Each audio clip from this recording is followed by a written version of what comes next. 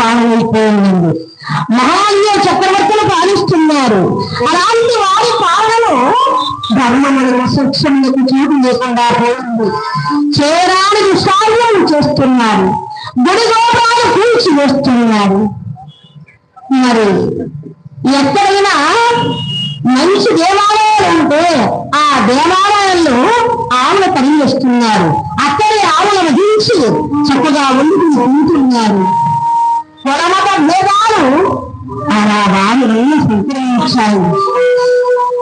ఏమండి, ఒక చక్కటి కన్నెపిల్ల కనిపించిందంటే మహావీ ఎత్తుకెళ్ళి నవాబు గారు ఇట్లా చేసుకునేవారట. ఈ విధంగా ఒక్కొక్క నవాబుకి 100 మంది కన్యలను పెళ్లి చేసుకునేవారట ఆ కాలంలో. అర్థం వచ్చినటువంటి అమ్మా నాన్న నిర్దాక్షిణ్యంగా మరుచేస్తున్నారు. చంటి బిడ్డలు చదివిడుతున్నారు, పట్నపోతలు బాధ పెడుతున్నారు. ఇలాంటి పాపాలంతా కూడా మొయ్యలేకపోయిందండి భూదేవి. ఒక్క 1000 మంది పుణ్యాత్మైనా వచ్చింది కానీ ఒక్క పాపాత్మని మొయ్యలేదు భూదేవి. అలాంటి పాపాన్ని మొయ్యలేకనే అమ్మగారు పుణ్యం నీళ్ళు వేసుకుని ఒక్కసారి గగనార్థంలో వెళ్ళిపోతూ ఉంది. కాయలాగా ప్రభో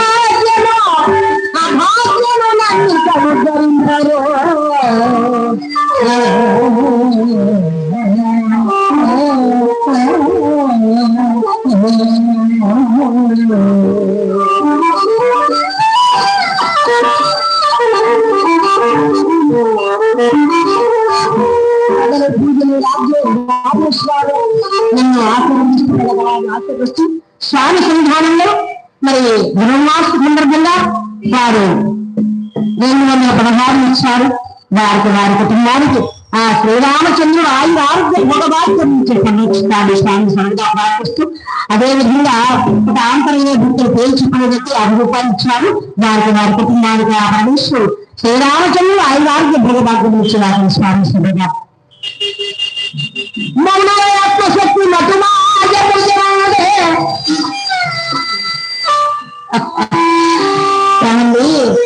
ఆమె కళ్ళు విద్యపోసుకుని భవన మార్గంలో దుఃఖపడుతూ వస్తుంది.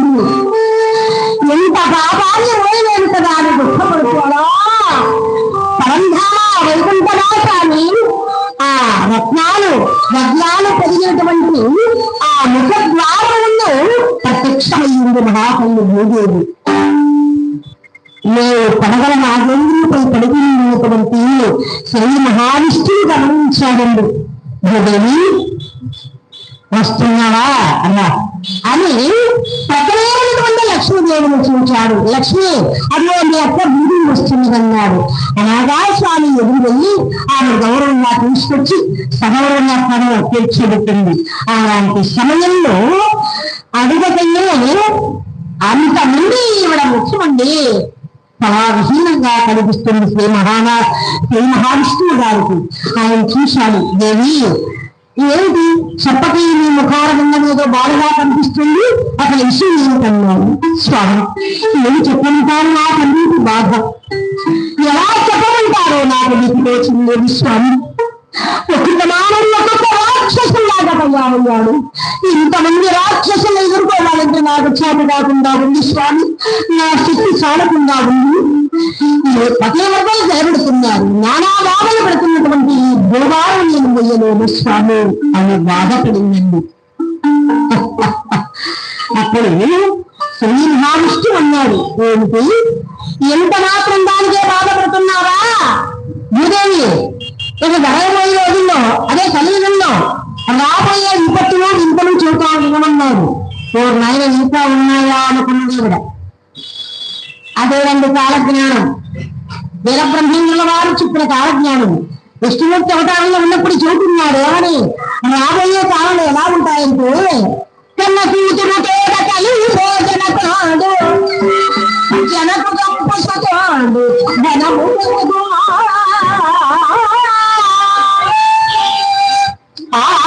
బాలిక కవుని సంతానము స్వచ్ఛమై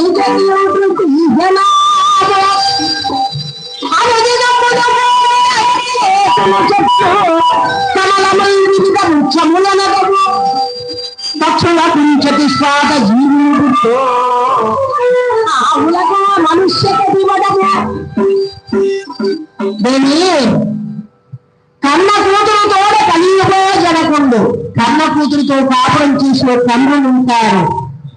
జనకు డబ్బు స్వతంత్ర ధనము కొరకు డబ్బులు ఇవ్వలేదని అమ్మా నాన్నలు చంపేటటువంటి అభములు కొడుకులు పుడతారు. 6 ఏళ్ళ బాలిక కవుని సంతానము 6 ఏళ్ళ వయసులోనే చిన్నపిల్లలు అంటే ఆడపిల్లలు చిన్నపిల్లలు 6 ఏళ్ళ వయసులో బిడ్డలు కంటారు. స్వేచ్ఛమై మగవాళ్ళ కన్నా అన్ని రంగాల్లో ఆడవాళ్ళు రాణిస్తారన్నాడు. ఏమిటండి ఎంత విచిత్రంగా స్వామివారు 400 సంవత్సరాలకు ముందు చెప్పారు ఈ మాట. ఇవన్నీ మనం కళ్ళకు చూస్తున్నాం. ఇప్పుడు భక్తులు మా బృందానికంతా 50 రూపాయలు పాటించాను. వాటిని సదా రక్షించి బాగా స్వామించారు. ఈ విధంగా ఇలాంటివి ఎన్నో జరుగుతాయి భూదేవి అన్నాడు. అన్న మాట వినగానే ఆవిడకు అలా హడలెత్తిపోయింది. ఒక్కసారి తను ఊడిపోయింది అన్నమాట.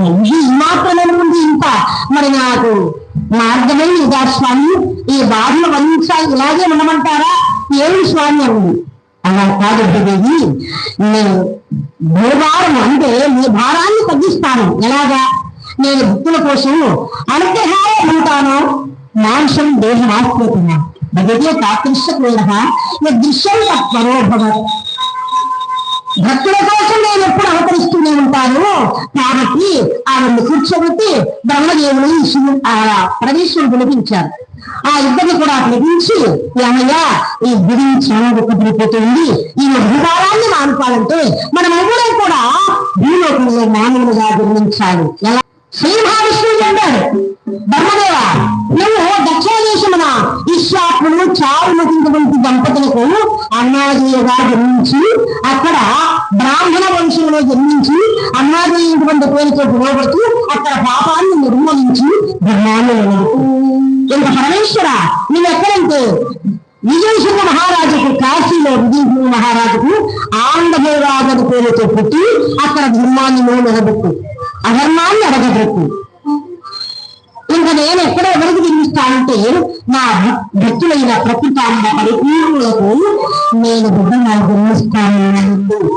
మరి అన్నాదేయగా ఆయన బ్రహ్మదేవుడు వెళ్ళాడు, పరమేశ్వరుడు అయిన కాశీకి వెళ్ళాడు. ఇక మన కథానాయకుడైనటువంటి జగద్గురు విరాట్పోతున్న వీరబ్రహ్మేంద్రుల వారు ఎక్కడ ఎవరికి ఏ కులంలో ఏ జిల్లాలో ఎక్కడ జన్మించారో మనం తెలుసుకున్నాం కదలారా. కర్ణాటక ఆంధ్ర సరిహద్దుల్లో బంగారు జనులున్నారు కోరిక చేస్తారు. అక్కడ బ్రహ్మాండమైనటువంటి గ్రామంలో విశ్వబ్రాహ్మణ వంశములు పరిపూర్ణాచార్యుడు ప్రకృతంగా ఉన్నారండి.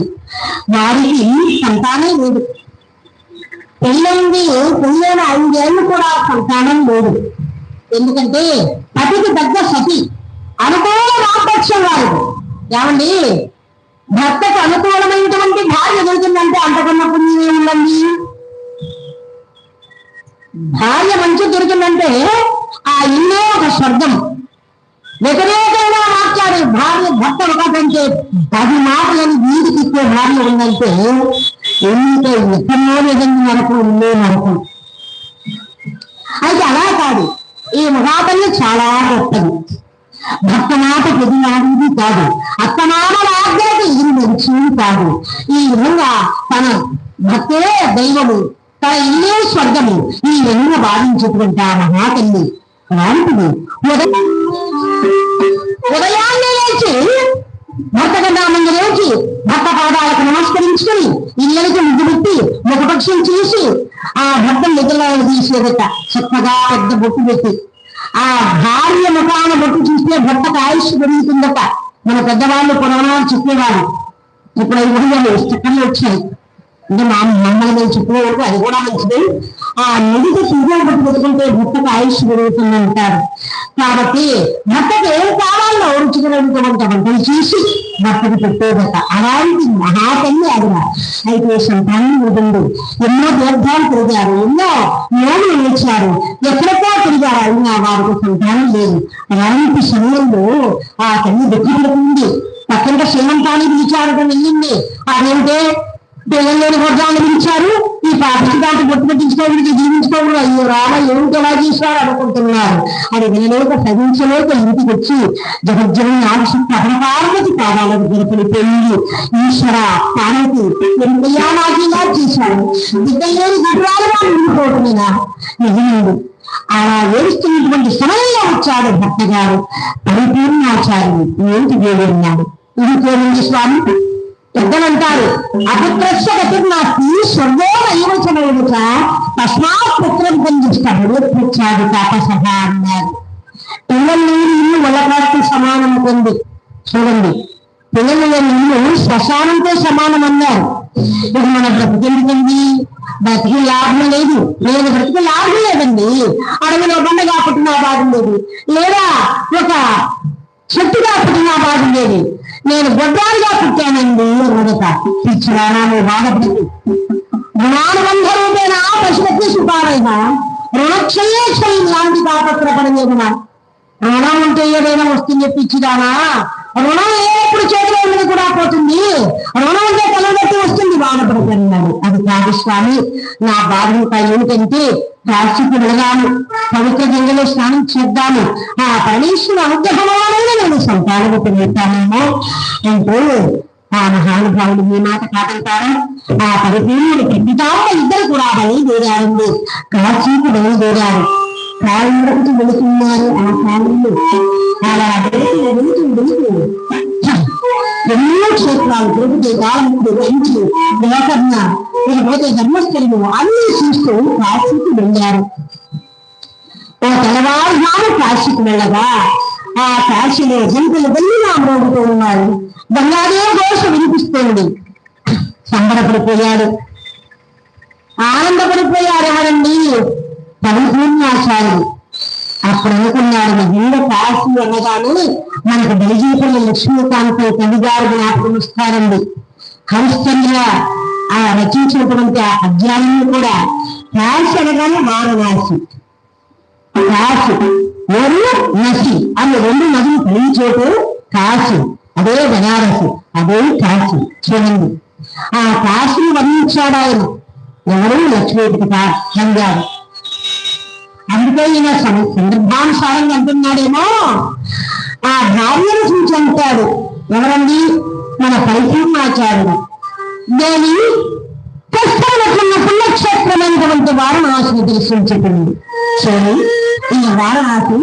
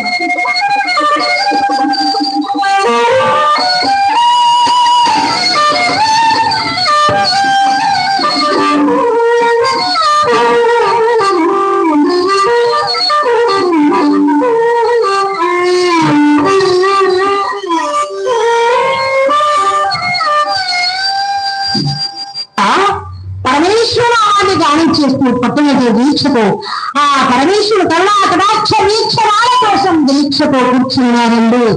ఆ భాగ్య ఇద్దరు కూడా పరిపూర్ణాచార్యుడు ప్రకృతాంబ పరమేశ్వరుడు కళ్ళ కోసం ఎదురు చూస్తున్నారు. అలా చాలా కాలం అక్కడే ఉన్నారు. ఒక కుటీరాన్ని నిర్మించుకున్నారు. ఈ విధంగా ఇక్కడ ఉంటే ఒకనాడు ఆ మహాతల్లికి స్వప్నంలో పరంధాముడు ఇంటువంటి ఆ ఈశ్వరుడు కనిపించాడు. ఈశ్వరుడు కనిపిస్తే ఆవిడ చాలా ఆనందపడిపోయింది. మహానుభావాలు ఈశ్వరుడు వచ్చాడు, నువ్వే కనిపించావు, చాలా సంతోషపడుతుంది. అమ్మా, నీకు తప్పకుండా సంతానాప్తి అయి ఇక్కడికి వచ్చాడు, తప్పకుండా సంతానం కలుగుతుంది. ఇంతకు ముడుపు జన్మలో అదితి కశ్యపుడు, ఆ జన్మలో వామనుడుగా పుట్టాడు. మరి తర్వాత ద్వాపరయుగంలో దేవకి వసుదేవుడు, అప్పుడు కూడా శ్రీకృష్ణ భగవానుడిగా పుట్టాడు నీకు. ఇక ఈ కలియుగంలో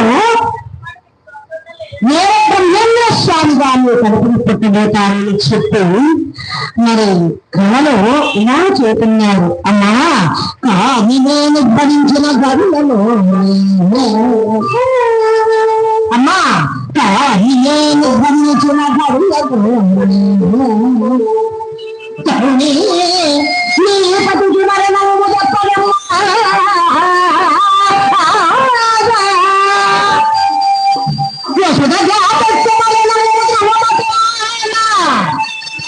తనకి సత్యములో దుఃఖింపలేదు.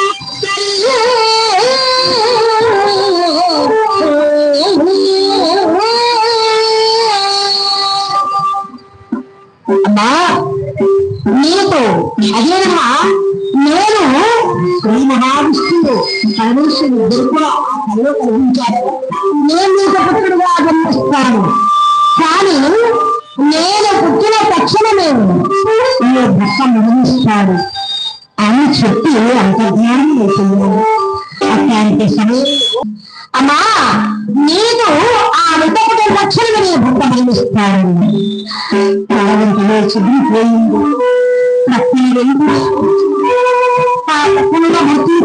బాగా గాఢంగా ఉన్నాడు. ఏమండి స్వామి ఏమండి అన్నాడు. స్వామి స్వామి స్వప్నం వచ్చింది స్వామి, ఇప్పుడు నేను చెప్పలేకపోతున్నాను స్వామి.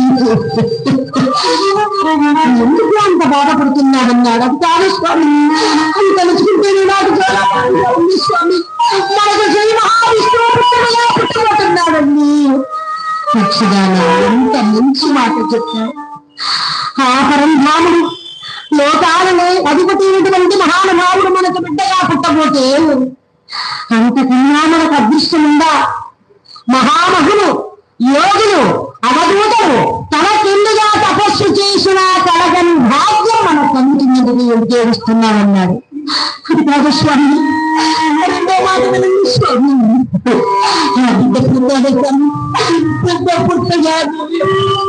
బిడ్డ పుట్టగానే మరణిస్తాడు స్వామి.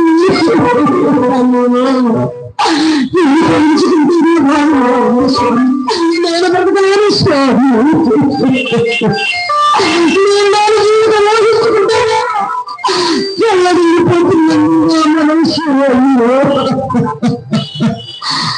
ఆయన కంటికి మంటి వేక బోరగా ఏడుస్తుంది భాషలు.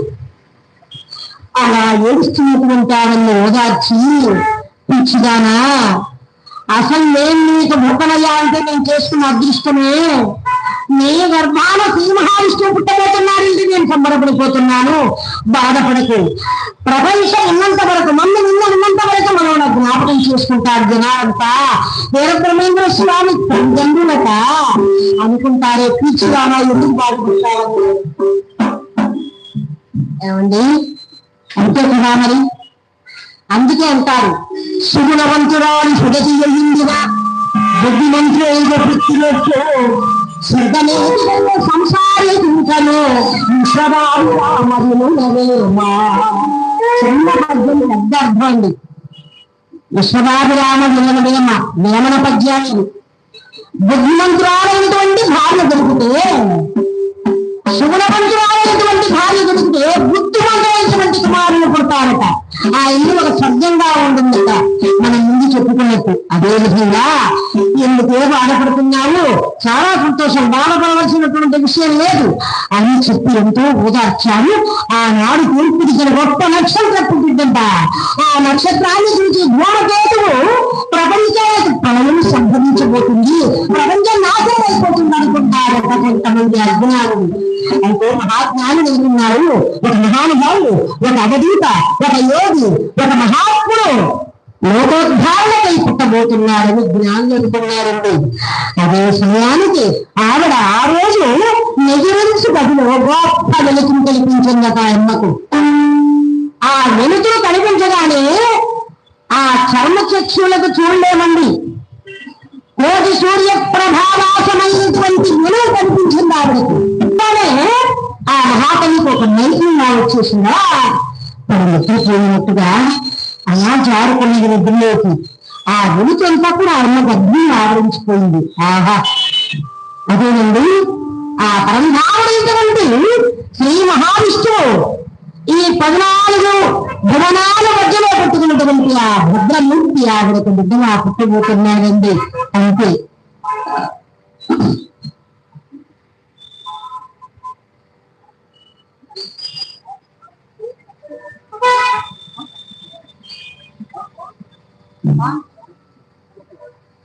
భానుప్రకాష్ గారు 216 వారు కూడా సమర్పించారు స్వామి సన్నిధానంలో. వారికి వారి కుటుంబాలకు శ్రీరామచంద్ర ఆయురారోగ్య భోగభాగ్యం స్వామి సర్వదా ప్రార్థన.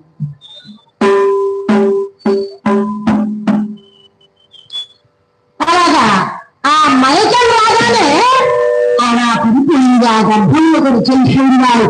వెలిచంతా కూడా ఆమె గర్భంలోకి వెళ్ళిపోయింది. ఆమెకు నెలకట్టి గర్భంలో పోయిందండి. ఆనందపడిపోయారు. తెల్లవారి భక్తితో చెప్పింది, ఏమండి నేను నెలకొట్టాను. అంతకన్నా ఆనందమా? ఏ భర్తకు ఆనందం కలగదండి. వంశోద్ధారకుడు పుట్టబోతున్నారంటే సంబరపడిపోయారు, సంతోషపడ్డారు, ఆనందపడ్డారు. అట్లాంటి సమయంలో రోజులు గడిచిపోతున్నాయి, నెలలు గడిచిపోతున్నాయి. అండి ఒక కాంపుగా మన ఊరికి వెళదామండి అనేది తప్పకుండా వెళదాము.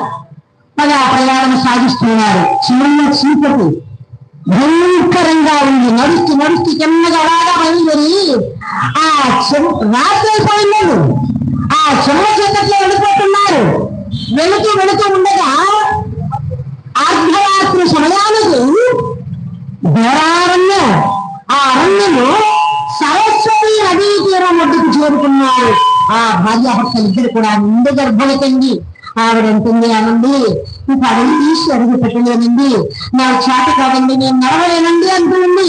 పిచ్చిదానా, ఇదిగో ఇక్కడికి వచ్చావు, అయ్యో నాకు దాహంగా ఉండండి, మంచినీళ్లు కావాలండి అన్నది. తప్పకుండా మంచినీళ్ళు కూడా తెస్తాను, ఇక్కడే కూర్చోమని భార్యను ఇక్కడ కూర్చోబెట్టి సమీపంలో ఆ ప్రక్కనే ఉన్న సరస్వతి నదీ తీరం దగ్గరకు వెళ్ళాడండి. నీళ్లు తీసుకురావాలని ఓ చిన్న పాత్ర తీసుకున్నాడు. వెళ్ళాడు, ఆ పాత్రగా నీళ్లు ఉంచుకున్నాడు, తీసుకొచ్చాడు. అలా బయలుదేరి వస్తుంటేనే ఈయన ఇక బయలుదేరగానే ఇట్లా ఈవిడకు ప్రసవ వేదన ప్రారంభమైందండి. ప్రసవ వేదన ప్రారంభమై భగవద్గల ఈ చిత్రం ఎలా ఉన్నది, పరమేశ్వరం చాలా గొప్పైంది. ఆయనకు వెళ్ళాడు నీళ్ళకని, ఈవిడకు ప్రసవ వేదన ప్రారంభమై ఒక చిన్న చీకటిగా ఉంది, అసలు కనిపించడం లేదండి. అమావాస్య మబ్బు, బ్రహ్మాండమైన అడవి, ఆ ప్రక్కనే సరస్వతి నదీ తీరం. అట్లాంటి సమయంలో ప్రసవ వేదన ప్రారంభమై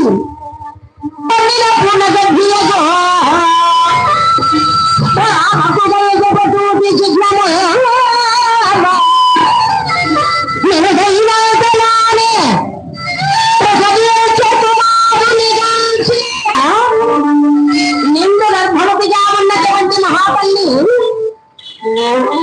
చక్కగా అమావాస్య ముగ్గులు ఏమండి ప్రసవ వేదన ప్రారంభమైంది. బాగా ఆ నిప్పులు ఇస్తుపోయాయి.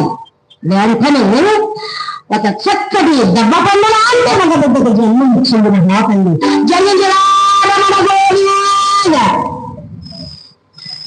పొడవు పులకించింది, పువ్వులవాడ పొడిచింది, కోళ్ళు తలముట్టి పాడారు, నెమళ్ళు పురిప్పి నాట్యం చేస్తున్నాయి.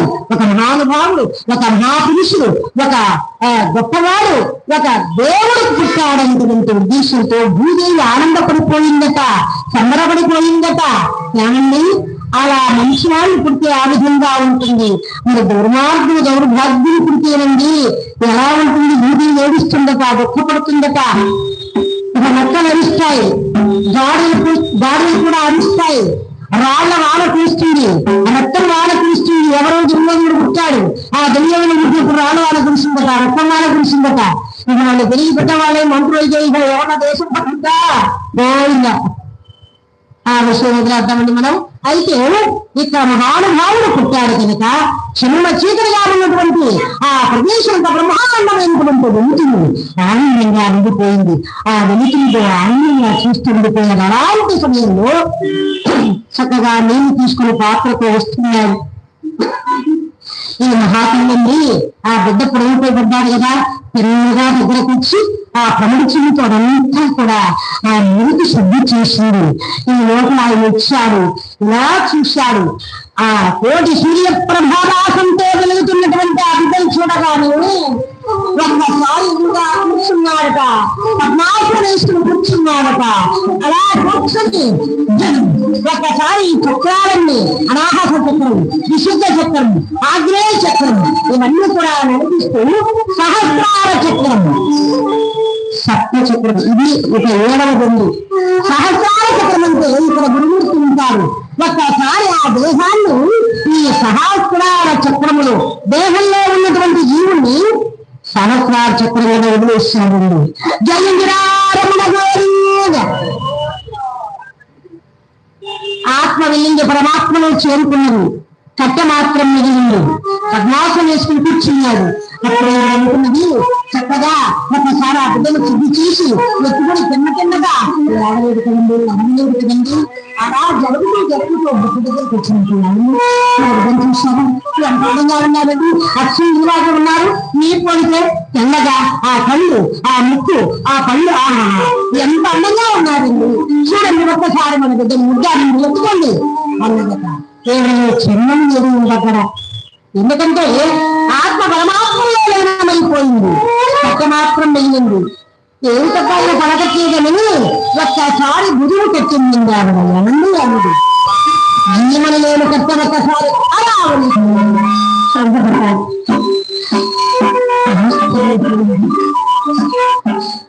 ఏమండి ఏమండి స్వామి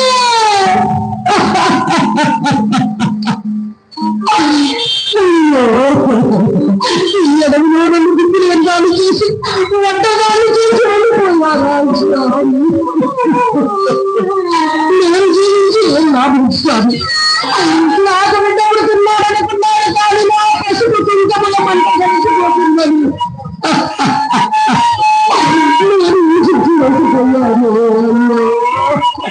భగవంతుడా ఎంత చూసావు తండ్రి. ఈశ్వర నువ్వన్న మాట నువ్వు నెరవేర్చుకున్నావు స్వామి.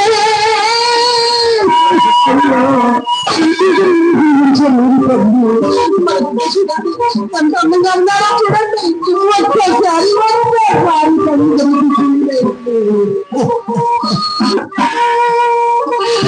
ఆమె తిరిగి వెంటికి ఏకద్దాన్ని ఓడిస్తుందండి. మహాతల్లి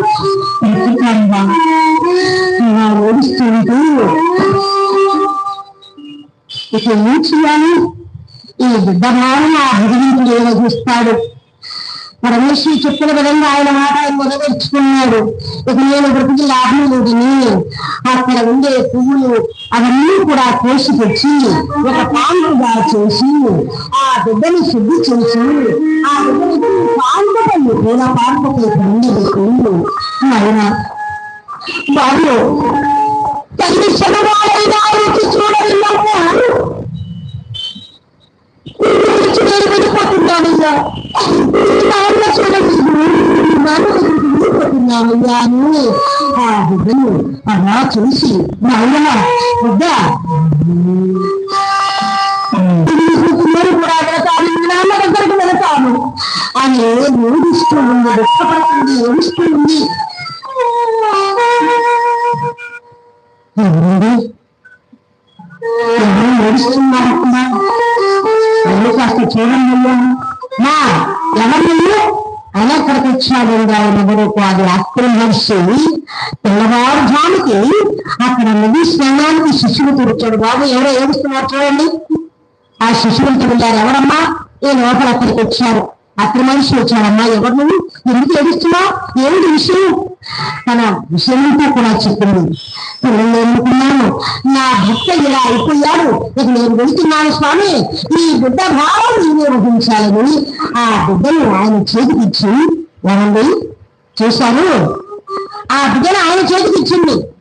ఇక ఈ బిడ్డ మీరే సాగండి, పంచమి రామ చేయండి. అతి మనిషికి బిడ్డను అప్పగించి ఆ మహాతల్లి భర్త దగ్గర కూర్చున్నది. ఆ భర్త పార్టీల దేహం దగ్గర కూర్చొని ఆ తల దగ్గర కూర్చొని ఒక్కసారిగా కూర్చున్నాగా గాలిని బంధించి ఒక్కసారి ప్రాణాన్ని విడిచిపెట్టింది.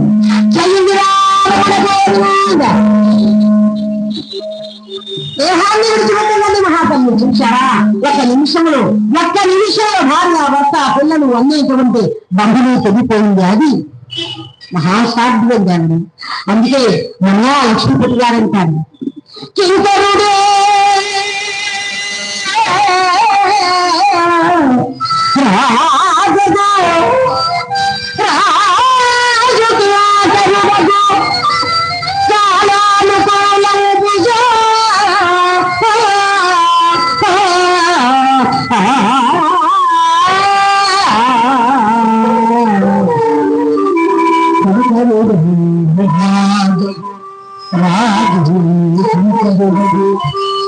ఎవరికెవరండి సంబంధం?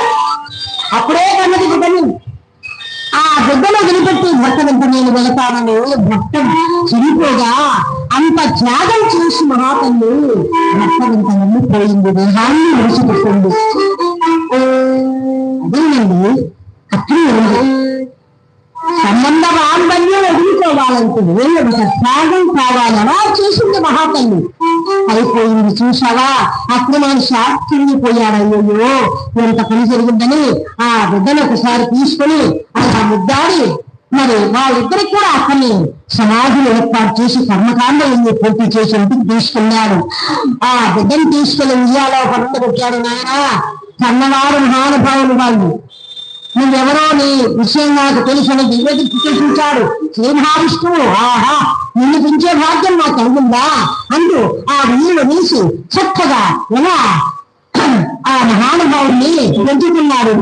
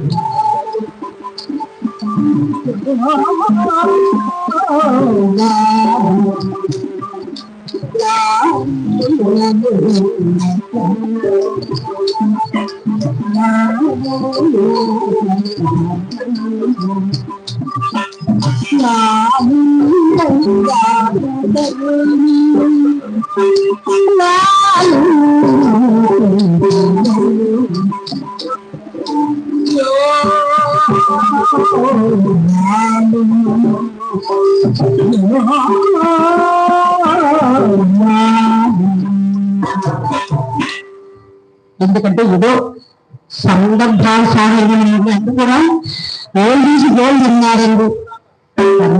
చూడండి సినిమా పేరు కూడా అయ్యారు. ఎందుకంటే చెప్పుకుంటున్నాం కదా, ఓల్డ్ ఈజ్ గోల్డ్, అది బంగారం లాంటి పాటలు కీర్తనలాగా ఉంటాయి. అందుకని మనం అక్కడక్కడ అలాంటి పాడుతున్నాం. ఎందుకంటే చూసారా, ఆ విధంగా బిడ్డను పెంచుతున్నాడు ఎవరండి? అత్రి మహర్షి. చాలా అద్భుతంగా ఆ బిడ్డ పెరుగుతున్నాడు. 6 నెలలు మాత్రమే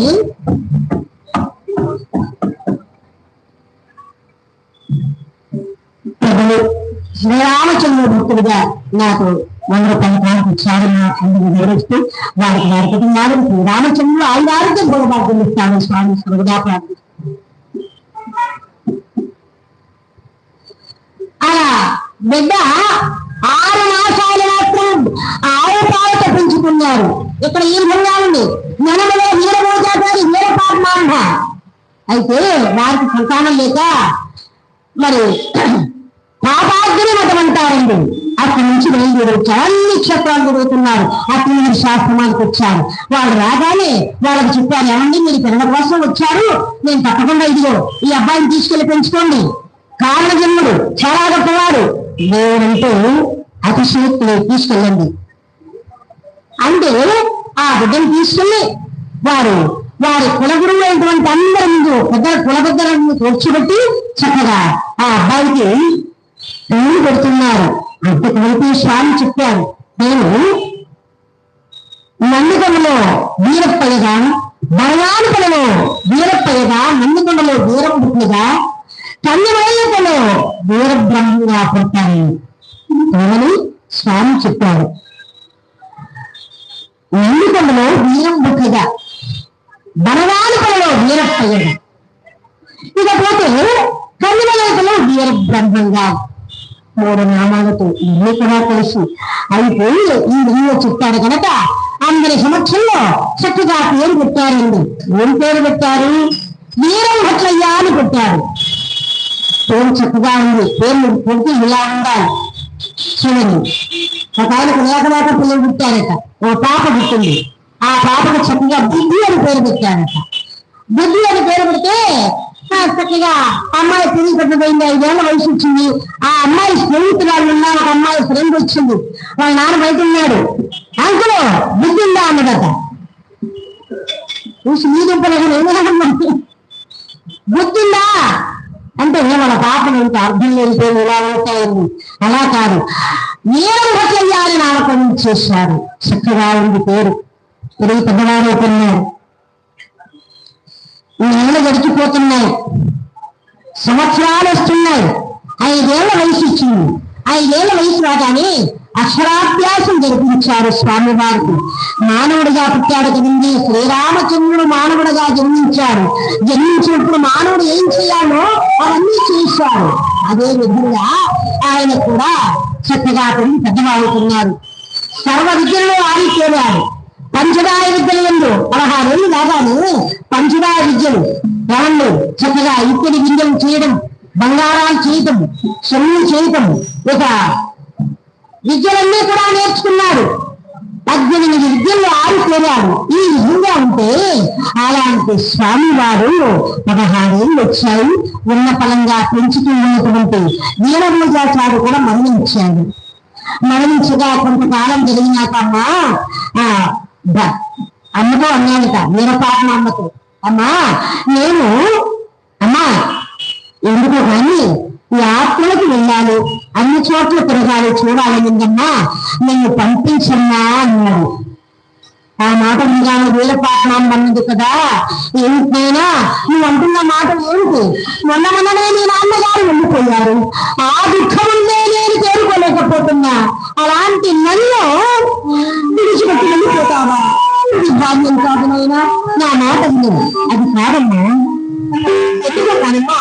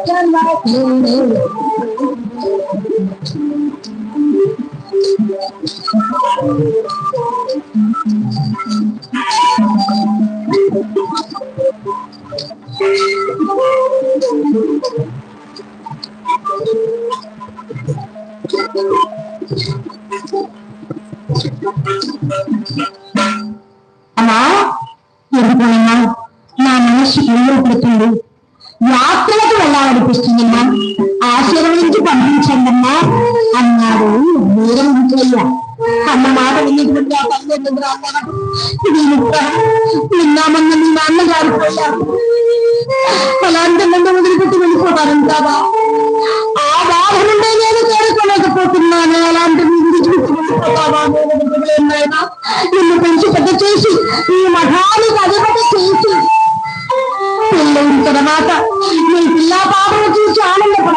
కానీ అలాంటి నన్ను దాక్షిణ్యంగా విడిచి వెళ్ళిపోతామన్నాను. నా మాట తండ్రి, నువ్వు లేకపోతే నేను జీవించలేను.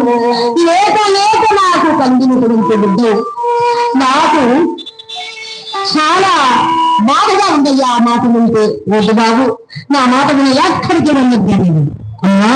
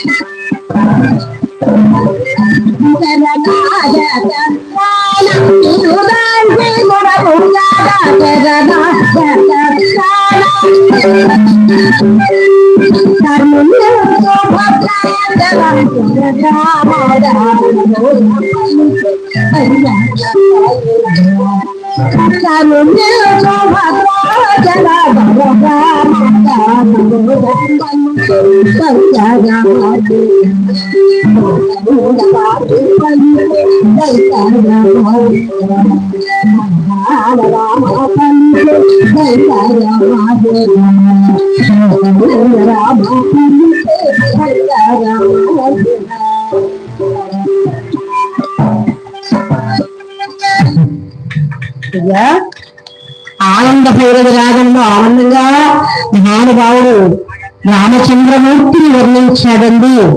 అలా వేడుకుంటున్నాడండి రామదాసు. ఎందుకంటే నిజంగా ఈ ఆనందం ఎంత ఉందో మా వాయిద్యాలు కూడా అంతే ఆనందంగా ఉన్నాయి. దీని గురించి నేను చెప్పాను కదా, చెప్పనక్కర్లేదు, అందరికీ తెలిసి జగమెరిగిన బ్రాహ్మణుడు. ఎందుకంటే కొన్ని వేల కథలు, నిజంగా చెప్పాలంటే పుణ్యం వేలకేనండి. అన్ని కథలు వింటూ అందరినీ చూస్తూ మరి అందరినీ కూడా ముందుకు నడిపించేటువంటి మహాసారథులు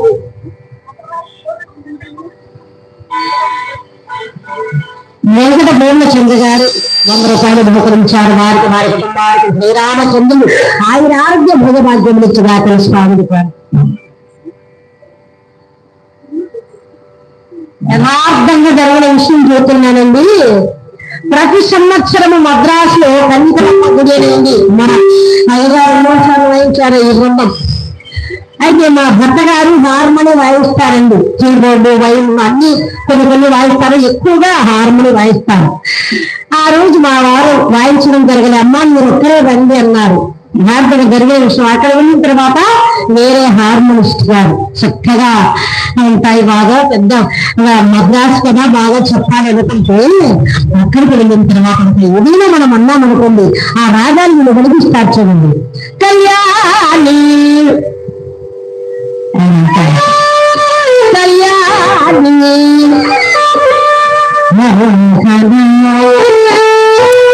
శంకరాభరణము చారుకే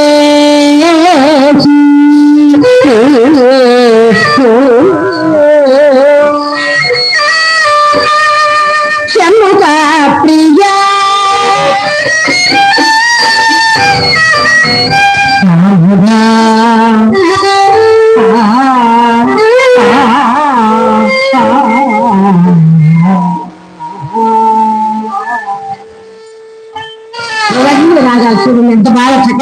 అంటే వాళ్ళు అనుభవం ఉన్నవాళ్ళు.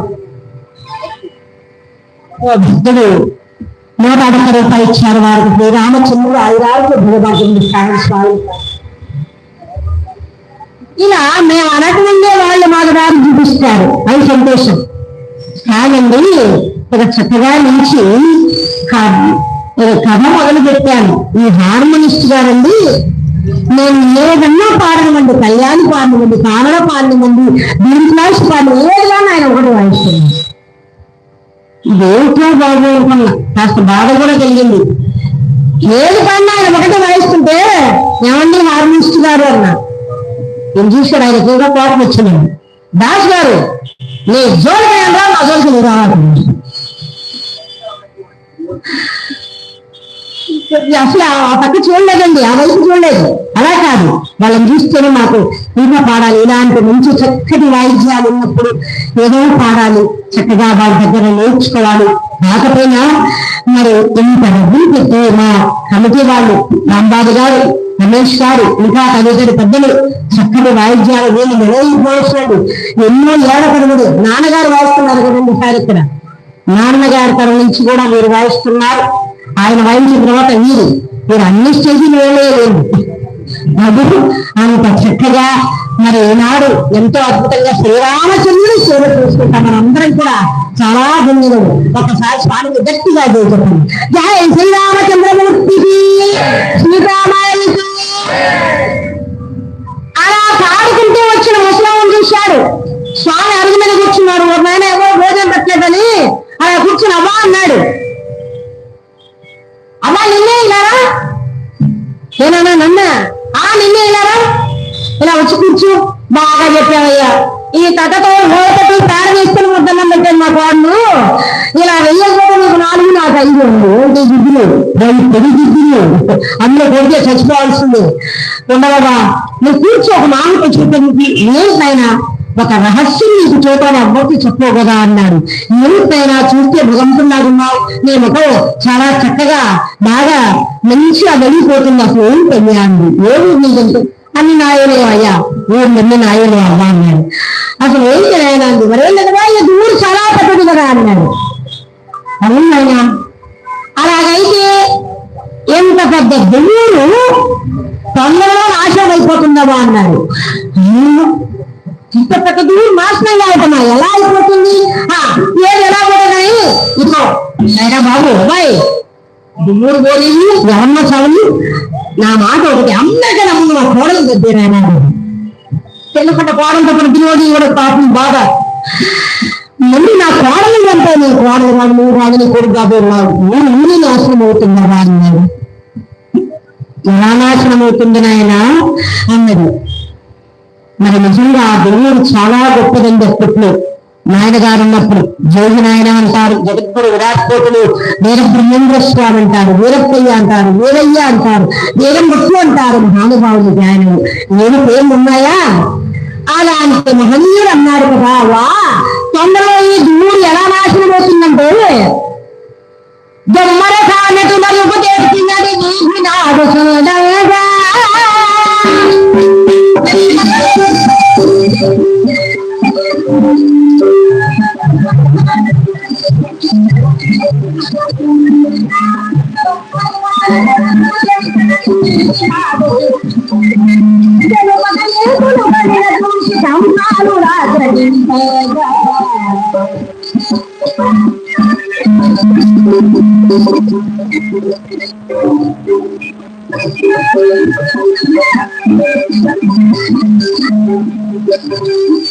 అయ్యా ఈ దూడు ఎలా నాశనం అవుతుందమ్మా అంటే తొందరలో ఈ దూడికి ఒక దొంగస్థానం వస్తుంది. పాపం ఏదో ఆవిడకి వచ్చిన విద్యను ప్రదర్శించిన అడిగిలో పడవేసి ఆడుతుందట.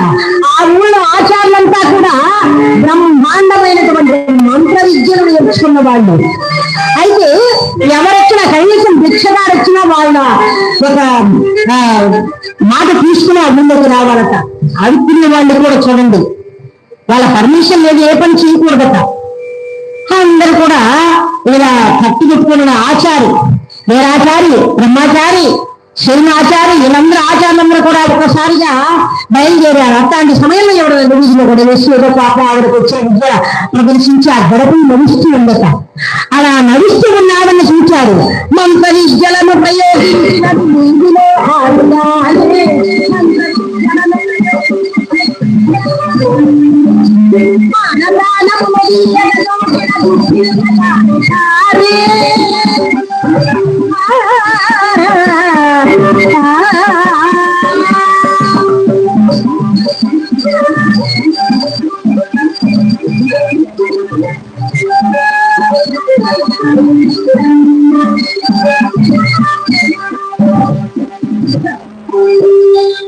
మహాపురుషులు నాడు చాలా పెద్దవారు, మంచి సభ్యులు కలిగినటువంటి మహనీయులు.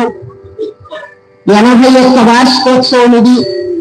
అలాంటి 81 వార్షికోత్సవ సందర్భాన్ని పురస్కరించుకుని ఈ రోజు మహాపురుషులైనటువంటి శ్రీ అరజిపల్లి శ్రీనివాసరావు గారు, ఇంజనీర్ గారు, మరి వారి కుటుంబ సభ్యులందరూ కూడా ఈ మహాపురుషులుగా ఈనాడు కంటయ్యేటువంటి ఖర్చంతా కూడా వారు భరిస్తున్నారు. అలాంటి వారు వారి కుటుంబానికి ఆ శ్రీరామచంద్రుడు ఆయురారోగ్య భోగభాగ్యం ఇచ్చిగా స్వామి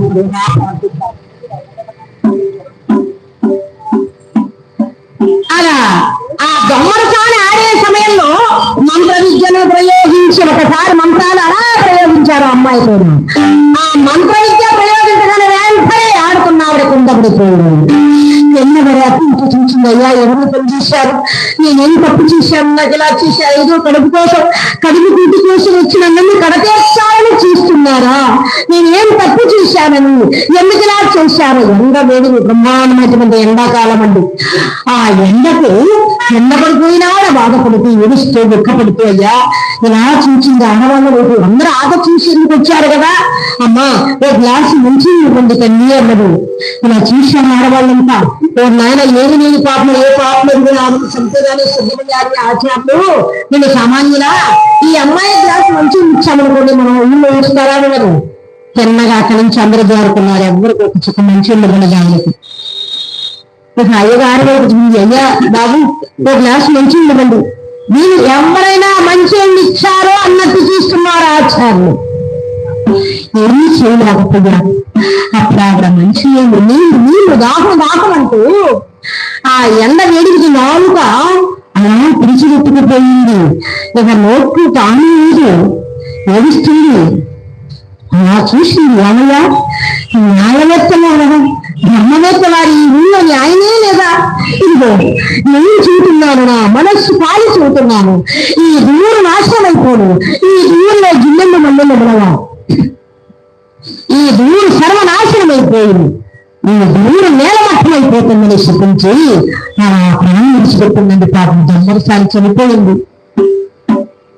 ఆవిడ ఎంత బాధపడికి ఎప్పుడైతే చెప్పిందో ఏముందండి, ఆ అన్న విధంగా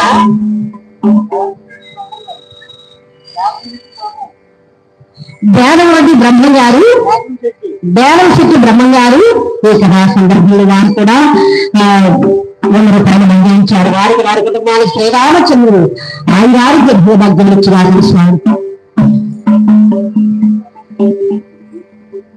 అయితే ఆ విధంగా ఈ దూరు నాశనం అయిపోతుందమ్మా అని చెప్పాడు. అమ్మ గడ్డం కింద చీపెట్టుకుని చూస్తున్నాయ్యా, సరే నేను వెళ్ళొస్తాను నేను. అలా వెళ్ళిపోయింది. ఈ విధంగా స్వామి చెప్పిన విధంగానే ఆ దూరం కంటే మాకు ఒక 50 కిలోమీటర్లు ఉంటుందండి మా పొద్దుటూరికి ఆ దూరు. ఆ దూరులో ప్రతిరోజు అప్పట్లో అంటే 82లో నేను అక్కడ ప్రోగ్రామ్ చేస్తే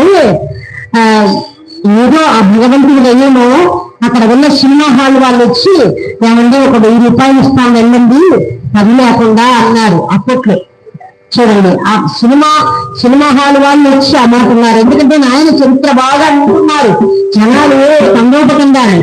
అట్లాంటి అంటే కొత్త దేవుడు మళ్ళా ఆ స్వామి చెప్పిన దేవుడు నాశనం అయిపోయింది. మళ్ళా ఆ 2 కిలోమీటర్ల దూరాన కొత్త దేవుడిని కట్టుకున్నారు. ఆ కొత్త ఊర్లో చక్కగా ఇప్పుడు ప్రతి సంవత్సరం కూడానండి అక్కడికి వెళతాం మేము. నాకు 5 రోజులు సంపూర్ణం చేస్తారు బ్రహ్మగారి చరిత్ర ప్రతిరోజు ప్రతి సంవత్సరం కూడా చేస్తుంటాం పెద్దలారా. అదే విధంగా స్వామి చెప్పి అలా అక్కడి నుంచి ప్రయాణం అయిపోతున్నాను. అయితే స్వామి అలా ఆ ఊరు చెప్పి ఊరు దాటి వచ్చి కాళికాంబ గుడి ఉందట. ఆ కాళికాంబ గుడి దగ్గర కూర్చుని ఆయన కాళికాంబ మొకటంలో సప్తశతిలో కొన్ని పేదకంగా ఆ పద్యాలు ఆయన రాసినట్టుగా వేమన రాసినట్టుగా రాశారు. చాలా చక్కగా అద్భుతంగా రాశారు. కొన్ని వేల పద్యాలండి. ఆ పద్యంలో 73వ పద్యం ఒక్కటి వినిపించి అవతలికి వెళ్ళిపోతాయి కదలు. బ్రహ్మమునగనేది పరదేశం లేదు, బ్రహ్మమునగ కూడా బట్ట బయలు, తనకు తానే బ్రహ్మ తారకం బౌనురా కాళికాంబ హంసకాంబ. బ్రహ్మమునగా ప్రపంచం అంతటికన్నా పెద్దదట, దైవం అని అర్థం. ఎంత బాగా చెప్పారు మహనీయులు మహానుభావుడు వీరబ్రహ్మేంద్రుల వారు. బ్రహ్మం అంటే సూర్యనాడి చంద్రనాడి బ్రహ్మనాడి కలిసి త్రికూట స్థానము. ఈ భూమధ్యమున గలుస్తుంది, దీన్ని త్రికూట స్థానం అంటారు అని ఈ విధంగా కొన్ని వేల పద్యాలు రాశారండి స్వామి. సరే అక్కడి నుంచి బయలుదేరాడు. బయలుదేరి బయలుదేరనది వీరం పట్లయ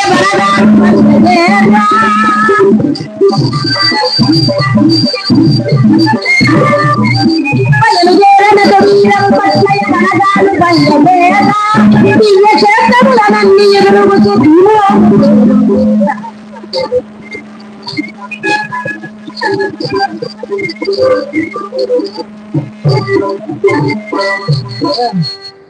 అలా దూరం నుంచి ప్రయాణమై బనగానపల్లి వనగ నుంచి సమీపంలో కోవెలకుంట్ల ఆనగద్ద ఇవన్నీ కూడా చేస్తూ సాయం సమయానికి వెళ్ళిపోయారండి బనగానపల్లికు.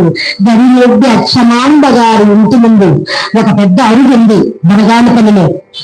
ఆ అమ్మగారి అరుగు ఇంటి ముందు ఉన్న అరుగు మీద కూర్చున్నాడు. సాయంత్రం అయిపోయింది. సాయంత్రం అయ్యి దీపాలు వండించారు. ఎవరంతకాలం వాళ్ళు ఉన్నారు. అట్లాంటి సమయంలో నడుచుకుంటూ అక్కడికే వచ్చారు స్వామివారు. నడుచుకుంటూ స్వామి దగ్గరకు వచ్చారు. స్వామి దగ్గరకు ఆయన వచ్చి ఆ గనిమిరెడ్డి అచ్చమాంబ గారి ఇంటి ముందు కూర్చొని ఉన్నాడు. పాపం అంతా నిద్రపోయారు కదా. ఒక భక్తుడు మా బృందాన్నందరూ కూడా గర్విస్తూ వీళ్ళందరూ పాల్గొచ్చారు. వారి కుటుంబాన్ని శ్రీరామచంద్రుడు సర్వదా రక్షించుగా ప్రార్థిస్తారు. అలా వచ్చేసారండి. సాయం సమయం అయిపోయింది, రాత్రి అయిపోయింది. ఆయన పడుకున్నాడు. తెల్లవారిపోయింది. అచ్చమాంబ తలుపు తీసింది. తలుపు తీయగానే బాలసూర్యుని వల్ల వెలుగుతున్నటువంటి ఆ బ్రహ్మచారి అయినటువంటి భానుభావులు వీరబ్రహ్మేంద్రం చూచింది. అచ్చమాంబను వెతుక్కుంటూ వచ్చాడు. అచ్చమాంబను వెతుక్కుంటూ వచ్చాడయ్యా. ఎందుకంటే చారవల్ల సుబ్బయ్య గారని ఒక కవి అండి. వీరబ్రహ్మం గారి ఒక మఠంలో ఉండే ఆయన ప్రోవట్ల ఆయన వైశ్యుడు. ఆయన చాటకొండ సుబ్బయ్య గారు ఈ భక్తునికి భగవంతునికి అసలు అచ్చమాంబ గారికే ఎందుకు ఆవుల కాచారు అని అంటే దీనికి ఒక ఆమె పూర్వజన వృత్తాంతం రాశాడు. చాటకొండ సుబ్బయ్య గారు, బ్రహ్మయ్య శాస్త్రి గారు, బాలబ్రహ్మం గారు 5 మంది కవులు కథ తీసి మా వారు రాశారు, నాకు నేర్పించారండి. అయితే ఇప్పుడు మనం చెప్పుకునేటువంటి ఒక్క బిట్టు మాత్రం చాటకొండ సుబ్బయ్య గారు రాశారు. ఏమని? అసలు అచ్చమాంబ గారింటికి ఇంటికి ఇచ్చి ఆవులు కాస్తున్నాడు. ఆయనకు ఈయనకు సంబంధం ఏంటి? మధ్యలో దారిలో ఎంతమంది లేరా? ఎంతమందికి ఆవులు కాయలు లేవు? ఈయన దగ్గరికి ఎందుకు వచ్చాడయ్యా అంటే ఒక విషయం. కాస్త ఫ్లాష్ నాకు వెనుక కొద్దిగా వెనకడికత తీసుకోవాలి. ఆ వెనకడికత ఏమిటయ్యా అంటే ద్వాపరయుగంలో ఈవిడ వేదవతి అట. ఈమె పేరు వేదవతి అండి. బ్రాహ్మణ కన్య. చక్కగా పరమాత్మ అంటే ఈవిడ కోపం. దేవుడా ఆయన కృష్ణుడు దేవుడా ఉండవయ్యా 16,000 మంది గోపికలు 8 మంది భార్యలు ఆయనకేమిటి? ఆయన దేవుడు కాదు శుచి అని అసహించుకుండేది. అస్కలిత బ్రహ్మచారి కృష్ణ పరమాత్ముడు మహానుభావుడు. భార్యలు లేదు. అస్కలిత బ్రహ్మచారి ఉంటుందో చూడండి. కానీ అలాంటి ఆయన ఆలోచించుకునేది. సరే ఒక అబ్బాయికి ఇచ్చి పెళ్లి చేశారు. చక్కగా ఆయన కృష్ణభక్తుడే ఆనందంగా కాపురం చేసుకుంటున్నారు. అట్లాంటి సమయంలో ఆయన ఇల్లు పెద్ద లంకంత ఇల్లట. ఆమె పేరు వేదవతి. ఇలా ఏమో పక్క గ్రామానికి పనికి వెళ్ళొస్తాను అన్నాడట భర్తగారు. జాగ్రత్తగా ఉండు, తలుపులు 5 తలుపులు ఉన్నాయి ఇంటికి, తలుపులు వేసేసాడు. జాగ్రత్త. ఏమిటి తెలికత్త ఉంది అంటే స్నేహితురాలు, ఆయనకు ఫ్రెండ్ గా ఒక అమ్మాయి ఉంది. వాళ్ళిద్దరు మాట్లాడుకుంటూ ఉన్నారు. అసలు కృష్ణ దేవుడా అలా ఎలా అనుకుంటూ వస్తుంటే అట్లాంటి సమయంలోనే శ్రీకృష్ణ పరమాత్మ నామాన్ని గానం చేస్తూ వచ్చారండి. ఎవరు? అక్రూర మహాశయుడు. ఇలాగా కృష్ణ వాసుదేవ వేదాంత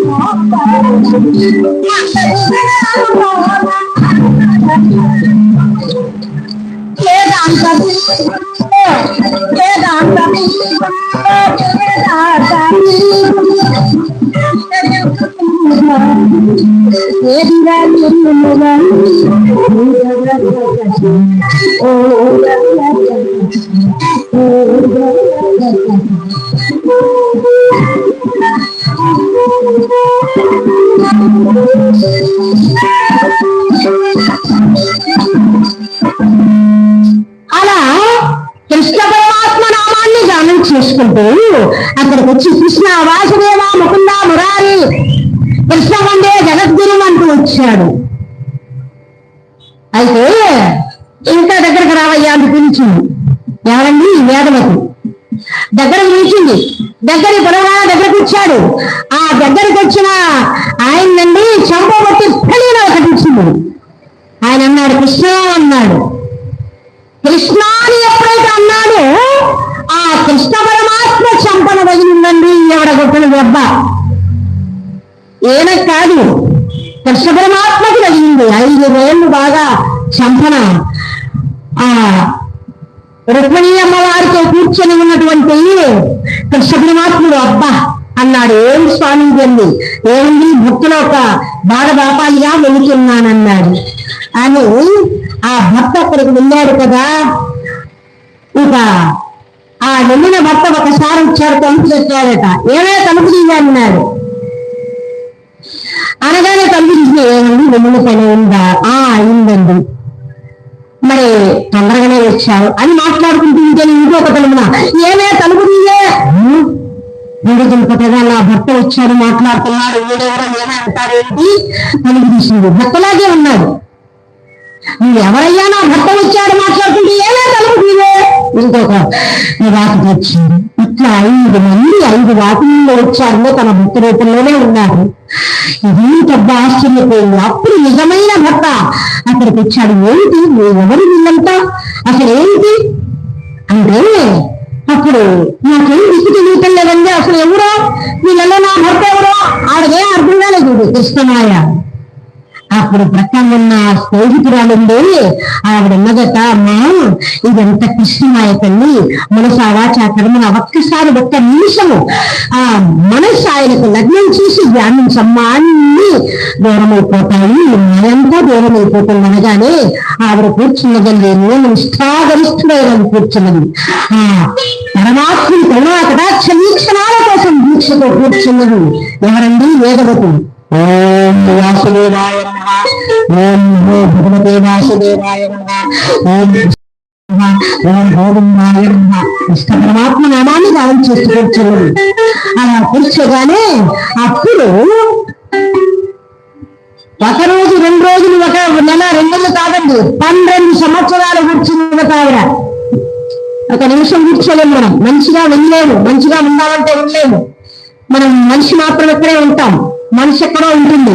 అందుకే ఒక ఆయన ఉంటాడు, బాడీ ప్రజెంట్ మైండ్ ఆబ్సెంట్. ఎలాగూ అది కాదు, చక్కగా మనసు మనిషి అంతా ఇక్కడే ఉండాలి. అయితే ఆ విధంగా నిష్కల్మషమైనటువంటి భక్తితో ఆ తల్లి కృష్ణ వాసుదేవ ముకుంద మురారి అనగానే కృష్ణ పరమాత్ముడు ప్రసన్నుడయ్యాడమ్మా. ఏంటి బాగా అన్నాడు, స్వామి వచ్చావా? చాలు స్వామి, ఇక నన్ను చేర్చుకున్నాను. తప్పకుండా చేర్చుకుంటానమ్మా. ఈ ద్వాపరయుగంలో నువ్వు వేదవతుడు, నేను కృష్ణ పరమాత్ముడు. కలియుగంలో నువ్వు గరిమెద్ద అచ్చమాంబగా జన్మిస్తావు, నేను వీరబ్రహ్మయ్యగా పుడతాను. ఈ 12 సంవత్సరాలు నా కోసం తప్పించి తపస్సు చేశావు కనుక 12 సంవత్సరాలు నీ ఇంట్లో ఆవులు కాస్తాను, నీ రుణం తీర్చుకుంటాను, నీకు తత్వబోధ చెబుతానని ఆనాడు మాట ఇచ్చాడండి. చూశారు? ఆ ఇచ్చిన మాట ప్రకారము మహానుభావుడు ఇక్కడ అవతరించవలసి వచ్చింది. ఆ అమ్మ ఇంటికి రావలసి వచ్చింది.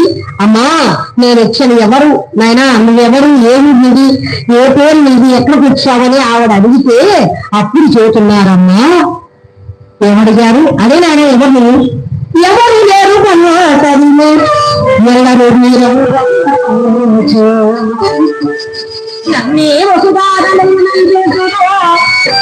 గోపరిపాలనము సాగెవ్వరు లేరు నాకు, సమయటము కలిగిన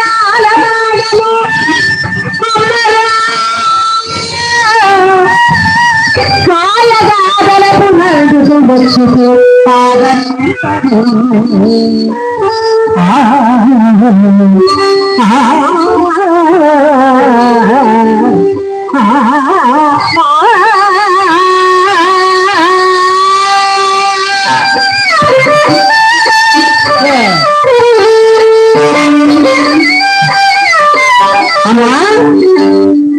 ఏమడిగారు తల్లి? అదే నాయన ఎవరు, ఏ పేరు, ఎక్కడికి వచ్చామంటే అప్పుడు ఆవిడతో అన్నాడు, అమ్మా నేనా, ఎవరు లేరు ఒంటరిని, ఎవరు లేరము నాకు, ఒంటరి వారు ఈ భక్తలోకి నాకు పేరు, వారి పరిపూర్ణంగా నాకు లేరా. ఇక పోతే తల్లి ప్రకృతి, తల్లి పరిపూర్ణము, ఊరు బ్రహ్మాండము. ఇక బ్రహ్మయ్య ఒక్క మాట అర్థం కాలేదయ్యా నాకు అన్నది. నేను చెప్పే మాట ఏదైతే నాకు అర్థం కాలేదు అన్నమాట. తల్లి ప్రకృతి, తండ్రి పరిపూర్ణము, ఊరు బ్రహ్మాండము. బ్రహ్మగా ఇంటికన్నా పెద్దది, అది బ్రహ్మాండము. నేను బ్రహ్మాండం అంటాను. తల్లి ప్రకృతి, భూమి తల్లి, తండ్రి పరిపూర్ణము, అన్నపిండ బ్రహ్మాండమంతా నిండి ఉన్న పరిపూర్ణమే నా తండ్రి. ఆవిడకేం అర్థం కాక, నాయనా ఎందుకు వచ్చావు? ఎందుకేమిటమ్మా, నీ ఇంట ఆవులగా ఎందుకు వచ్చాను? ఓ నాయనా, చూస్తే ఎంత అందంగా ఉన్నావు, నువ్వు ఆవులుగా ఇటమా ఉండవయ్యా. బాల సూర్యుని వెలుగుతున్నావా, బాల వరప్రసాది ఎలాంటి నిన్ను ఆవులు కాసుకోవడం వద్దు వద్దు వద్దు నాయన. ఆవులుగా ఇక్కడ ఉంటానమ్మా, లేకపోతే వెళ్ళిపోతానన్నాడు.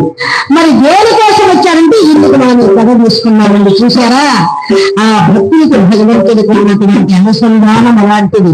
అందుకే ఆమె దగ్గరికి వచ్చాడు. ఆవులు కాస్త ఇక్కడ ఉంటా అంటే సరే నాయనా అలాగే చేద్దు కానీ అయినా బాబు ఒక్క మాట, ఆలగాకునని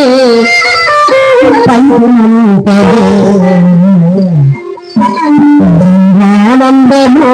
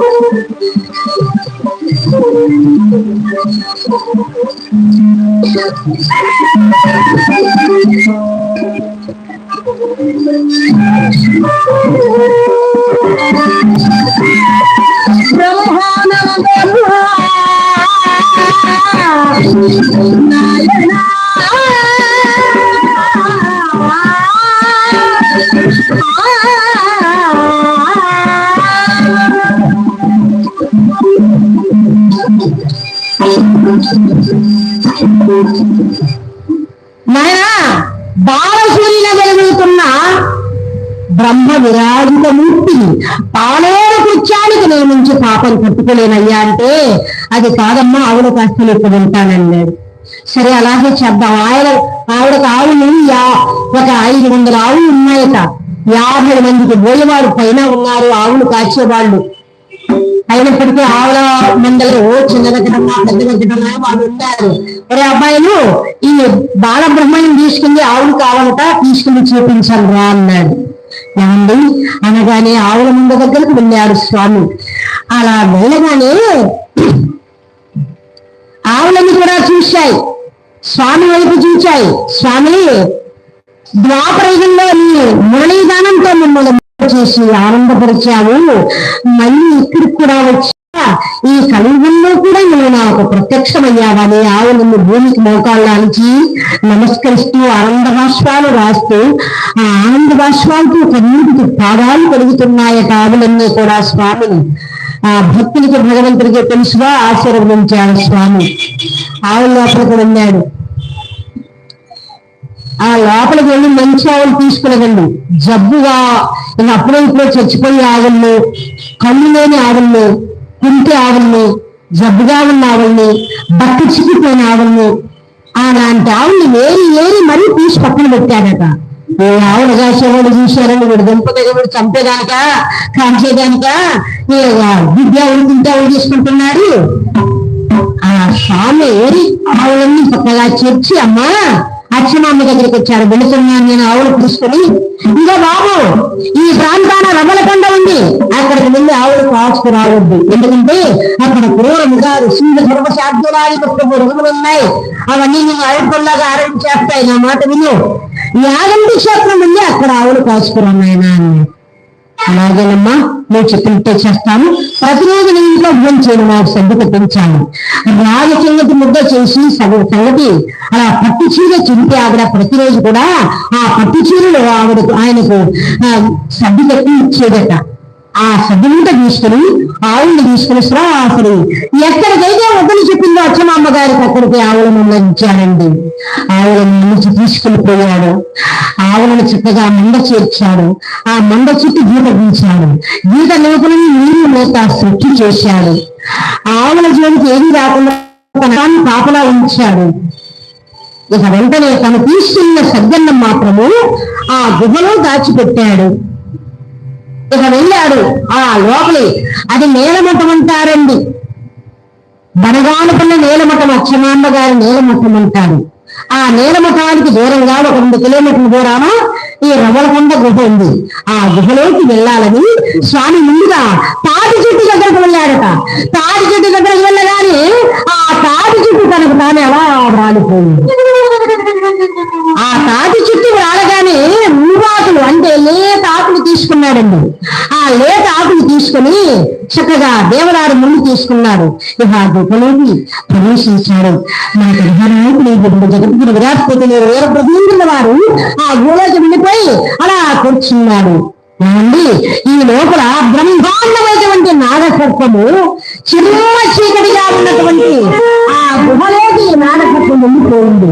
చక్కగా పడిగ ఇప్పలా పట్టిందట. అయ్యా ఇంకా అక్కడ ఉన్న చీకటంతా అయిపోయింది. చక్కటి వెలుగులాగా వెలుగులు ముందుపోయింది. మరి ఏ విధంగా వెలుగులు వచ్చిందయ్యా అంటే 12 శిరసుల నాగేంద్రుడు అంటే 12 పడగలు ఉన్నాయి. ఆ 12 పడగల మీద బ్రహ్మాండమైనటువంటి మణులు పడగల ముడిసిపోతున్నాయట. ఆ మణి కాంతులే ఈ ఒక కాంతి. చక్కగా కూర్చున్నాడు. వేదంలోని సారమంతా వేమన వ్రాశాడు. భారత భాగవత రామాయణాలు ఎన్నో ఉన్నాయి, ఇప్పుడు ఏం రచించాలి అని ఆ మనస్సులో అనుకుని స్వామి సంకల్పించాడు. జగద్గురు విరాట్పోతులో వేరబ్రహ్మేంద్రవారండి, జరుగుతున్నది, జరగనున్నది, జరగబోయేది త్రికాలమందు జరిగేటువంటి విషయాలు, దీన్నే కాలజ్ఞానం అంటారు. దీన్నే సాంద్ర సింధు వేదం అని కూడా అంటారు. అట్లాంటి సాంద్ర సింధు వేదం రాసేందుకు పూనుకున్నాడు. సరస్వతి అమ్మవారిని ధ్యానం చేశాడు, పరమేశ్వరుని ధ్యానం చేశాడు, విఘ్నేశ్వర స్వామి ధ్యానం చేశాడు. ఆయన కూర్చునిక కాలజ్ఞానం రాయటం మొదలు పెట్టాడు. ఇలా జరుగుతుందండి ఆయన యొక్క ఆనందమైనటువంటి ఆ జీవితం. మనిషిలా ఉన్నాడు, మానవుల్లో తిరుగుతున్నాడు, మహనీయుడయ్యాడు, మహాత్ముడయ్యాడు, మనందరికి దేవుడయ్యాడు ఉన్నాడు. కాబట్టి బిడ్డలారా,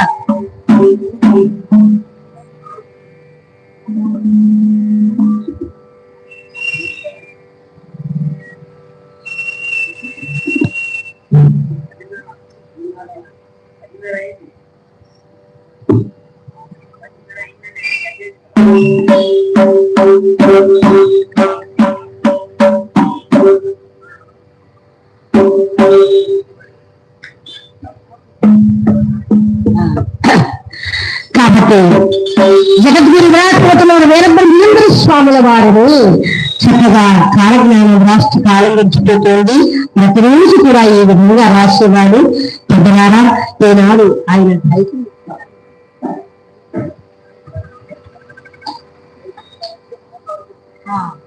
కాబట్టి ఇక స్వామివారి గుహలో వ్రాస్తున్నటువంటి కాలజ్ఞానం ప్రతిరోజు ఇలా వస్తూ పోతూ వ్రాస్తూ అక్కడ కాలజ్ఞాన గ్రంథాలు దాచిపెడుతున్నాడు. పెద్దలారా, మరి రేపు ఇక్కడి నుంచి మన కథేశ్వర స్వామివారి కళ్యాణం మొదలుపెడుతుంది.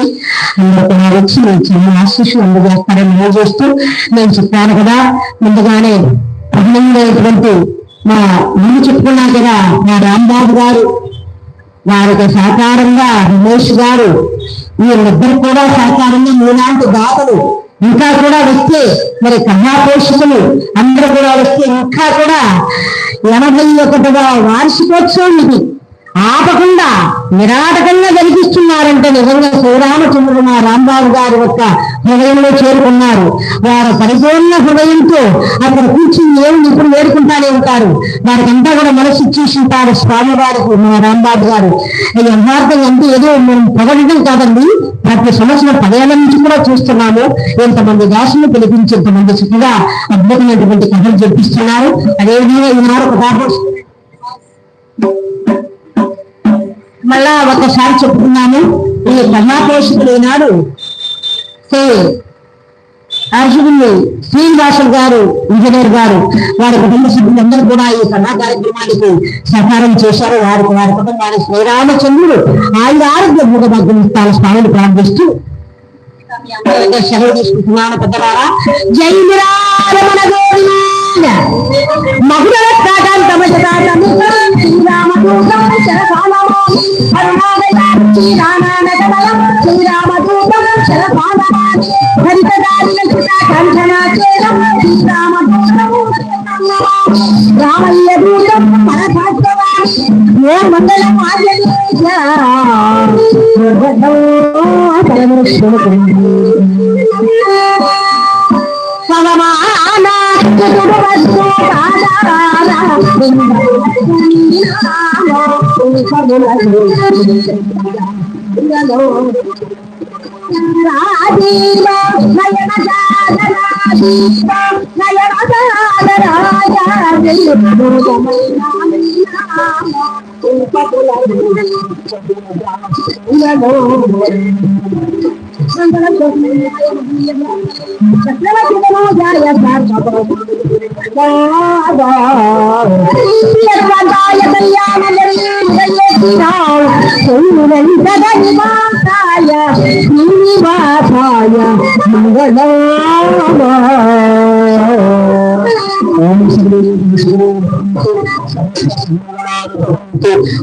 శాంతి శాంతి శాంతి. జై